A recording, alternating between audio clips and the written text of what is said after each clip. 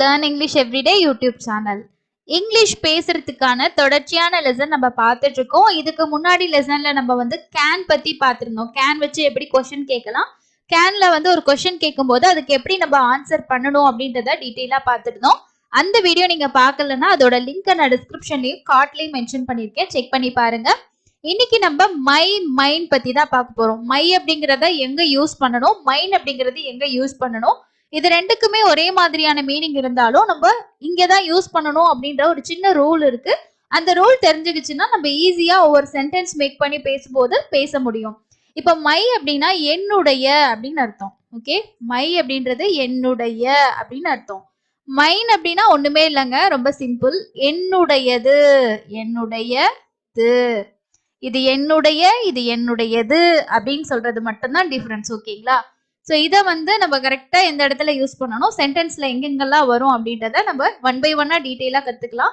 இந்த லெசனோட லாஸ்ட்ல நான் உங்களுக்கு 2 கொஸ்டின் கொடுத்துருக்கேன். ஸோ இந்த லெசனை நீங்க கம்ப்ளீட்டா பாத்தீங்க அப்படின்னா தான் அந்த 2 கொஸ்டினுக்கும் உங்களால ஆன்சர் பண்ண முடியும்.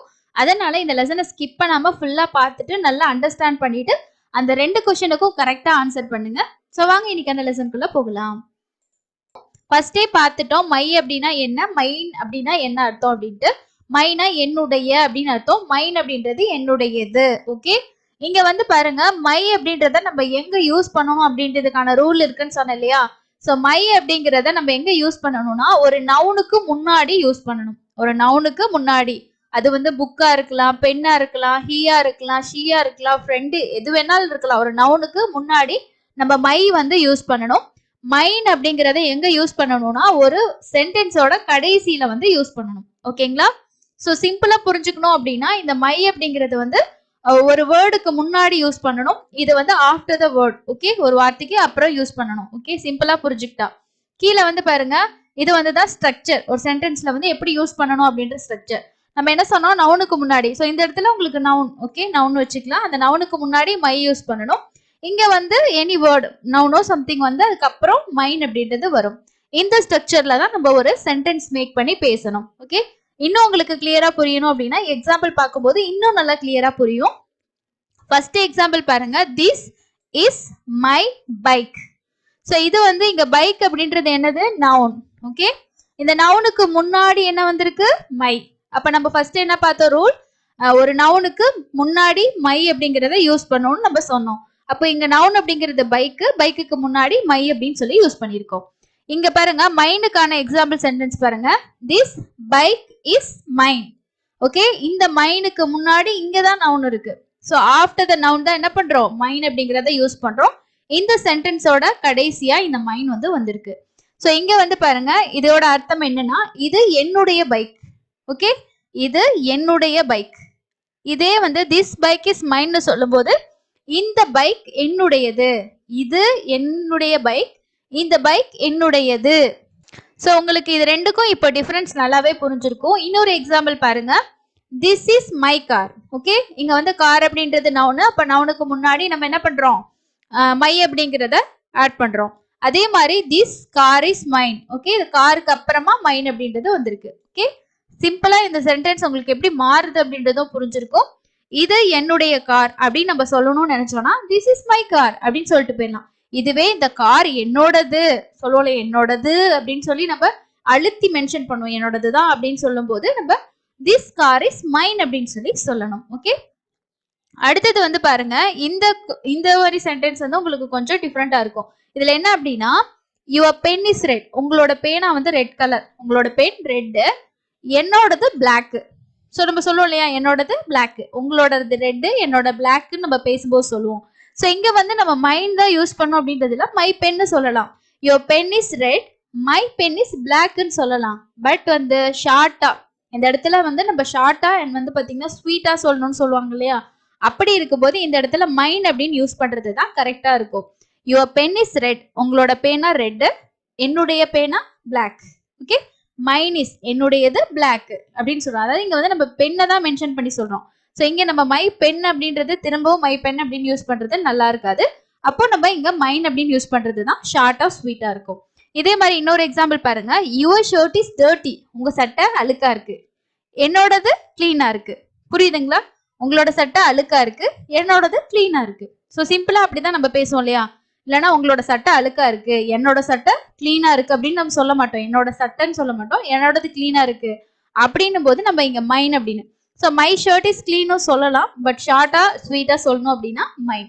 ஸோ இந்த மாதிரி கம்பேர் பண்ணி நம்ம பேசுற இடங்களையும் டிஸ்கஸ் பண்ற இடங்களையும் இந்த மாதிரி நம்ம யூஸ் பண்ணலாம்.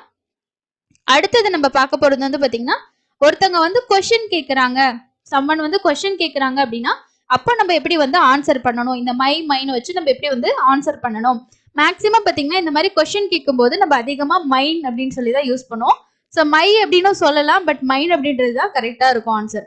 இதே பாருங்க, ஃபர்ஸ்ட் கொஸ்டின் என்ன கேட்டிருக்காங்க, whose plate is this, whose plate is this. அதாவது இப்ப சாப்பிட போறோம், வீட்டுல சாப்பாடு லஞ்சோ பிரேக்ஃபாஸ்டோ எடுக்க போறோம் அப்படின்னா எல்லாரோட பிளேட்டும் இருக்கும், ஒவ்வொருத்தவங்களுக்கும் ஒரு பிளேட் இருக்கும். அப்ப வந்து இந்த பிளேட் யாருது அப்படின்னு கேட்பாங்க இல்லையா? அப்ப கேட்கும் போது இது என்னோடது, அதாவது இது என்னுடையது அப்படின்னு நம்ம சொல்லுவோம். ஓகே, இந்த பிளேட்டு என்னோட பிளேட்டு நம்ம சொல்ல மாட்டோம், இது என்னுடையது என்னோடது அப்படின்னு நம்ம ஷார்ட்டா சொல்லுவோம் பாத்தீங்களா? அப்போ அதுக்கான ஆன்சர் தட்ஸ் மைன். ஸோ இங்க தட்ஸ் அப்படிங்கிறது தட் இஸ், இதை ஷார்ட்டா தட்ஸ் அப்படின்னு சொல்றோம். மைன், ஸோ இங்க மை அப்படிங்கிறது மை பிளேட், மைன் அப்படிங்கிறது என்ன அர்த்தம்னா மை பிளேட். அப்போ தட் இஸ் மை பிளேட்னு சொல்ல மாட்டோம், தட்ஸ் மைன், தட்ஸ் மைன், அது என்னோடது அப்படின்னு நம்ம சொல்ற இடங்கள்ல இதை ஆன்சரா சொல்லுவோம். இதுவே வந்து பாருங்க, இஸ் இட் யுவர் பிளேட், இது உங்களோட பிளேட்டா அப்படின்னு கேட்கும்போது இங்க என்ன சொல்றோம், எஸ். இங்க வந்து ஹூன்னு நம்ம மென்ஷன் பண்ணி கேட்கிறோம். அடுத்து வந்து பாத்தீங்கன்னா நம்ம இஸ் உங்களுடையதான் உங்களையே பார்த்து கேட்கிறோம். அப்ப கேள்வி கேட்கும் போது எப்படி ஆன்சர் பண்ணணும் அப்படின்னா எஸ் அப்படின்றத சொல்லிட்டு this is mine. Okay, so that's மைன்னு சொல்றோம். யாரோடது அப்படின்னு கேட்கும்போது அது என்னோடது அந்த மாதிரி சொல்லுவோம். இது என்னுடையது அப்படின்னு நம்ம சொல்லும் போது திஸ் இஸ் மைன் அப்படின்னு சொல்லி ஆன்சர் பண்றோம். இதுவே அடுத்த கொஸ்டின் பாருங்க, இஸ் தட் யுவர் பேக், அது உங்களோட பேக்கா? அப்போ வந்து நம்ம நெகட்டிவ்ல வந்து இல்ல அப்படின்னு நம்ம சொல்லும் போது எப்படி நம்ம சொல்லணும் அப்படின்னா நோ தட்ஸ் நாட் மைன், அது என்னோடது இல்ல. ஓகே, தட்ஸ் நாட் மைன் அப்படின்னு சொல்லுவோம்.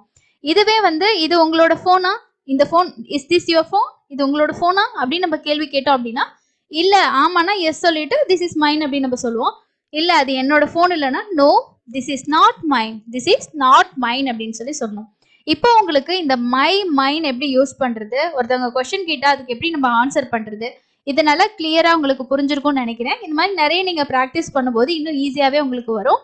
இப்போ உங்களுக்கு மைன் எங்க யூஸ் பண்ணணும், எப்படி வந்து நம்ம யூஸ் பண்ணணும்ன்றத கிளியரா புரிஞ்சிருக்கும்னு நினைக்கிறேன்.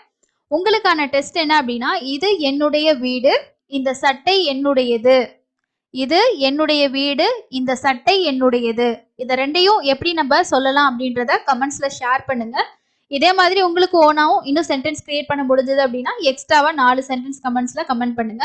இந்த மாதிரி ஒவ்வொரு டைமும் நம்ம வந்து ஒரு லெசன் பார்க்கும்போது அதோட லாஸ்ட்ல உங்களுக்கு நிறைய கொஸ்டின்ஸ் வந்து இருக்கும். ஸோ அதனால நீங்க வந்து ஈஸியா உங்களுக்கு இந்த லெசன் புரிஞ்சுதா இல்லையான்றத அந்த கொஸ்டினுக்கு ஆன்சர் பண்றது மூலமா நீங்க தெரிஞ்சுக்க முடியும். இந்த லெசன் உங்களுக்கு யூஸ்ஃபுல்லா இருந்திருக்கும் அப்படின்னு நான் நினைக்கிறேன். இன்னொரு யூஸ்ஃபுல்லான லெசன்ல மீட் பண்ணலாம். தேங்க்யூ.